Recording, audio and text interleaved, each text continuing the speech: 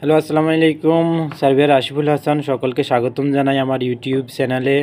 আজকে আমরা যে বিষয়টা নিয়ে কথা বলবো সেটা হচ্ছে জানা অজানা রবীন্দ্রনাথ ঠাকুর। রবীন্দ্রনাথ ঠাকুর একজন বিশ্বকবি, সকলের কাছে পরিচিত।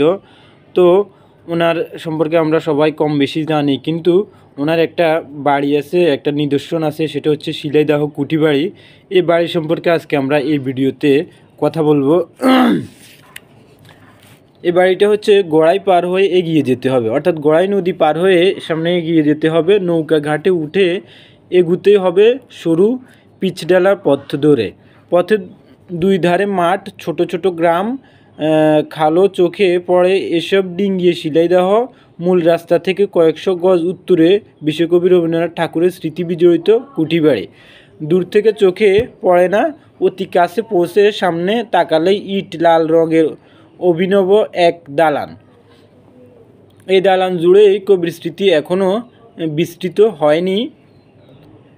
কুঠিবাড়ির পিছনে পদ্মা, সিলে কোঠায় উঠলে দেখা যায় ধুধু বালুচর। দূরে কোথাও ছোট নৌকা, ব্রিটিশদের নীলকুঠি ছিল এই শিলাইদহে।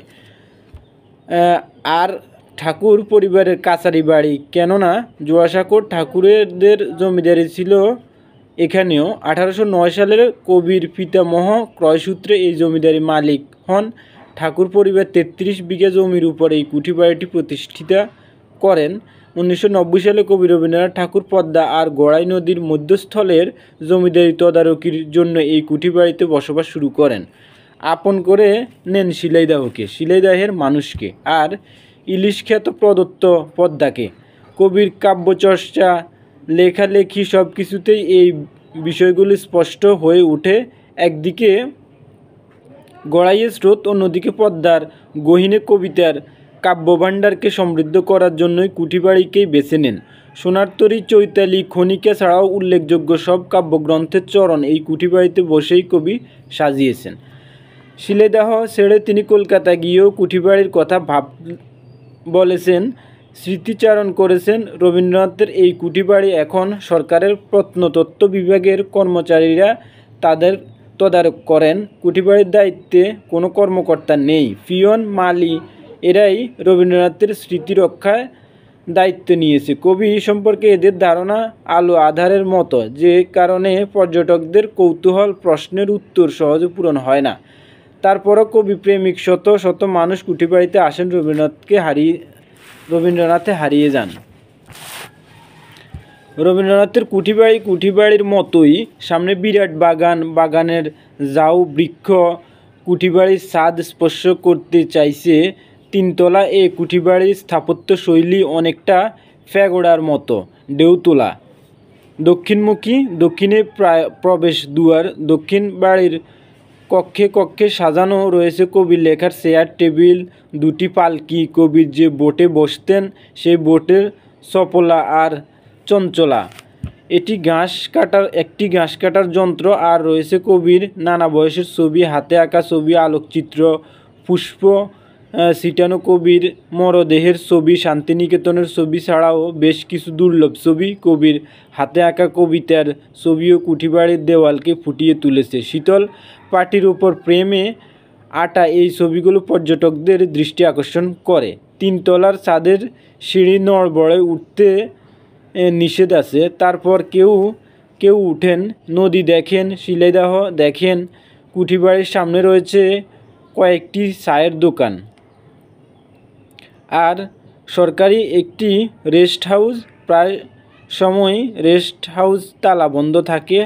হালে কুঠিবাড়ির সামনে ব্যক্তিগতভাবে গড়ে তোলা হয়েছে আলো ট্যুরিস্ট কমপ্লেক্স নামের একটি পর্যটন কেন্দ্র। এই কেন্দ্রটি সরকার হুকুম দখল করে নেওয়ার চিন্তাভাবনা করছে। এছাড়াও কবির কুঠিবাড়ির সামনে কয়েকটি শিশু গাছের গোড়া সিমেন্টে বাধাই করে রাখা হয়েছে। পর্যটকরা বৃক্ষ ছায়ায় বসে কুঠিবাড়ির সৌন্দর্য অবলোকন করেন।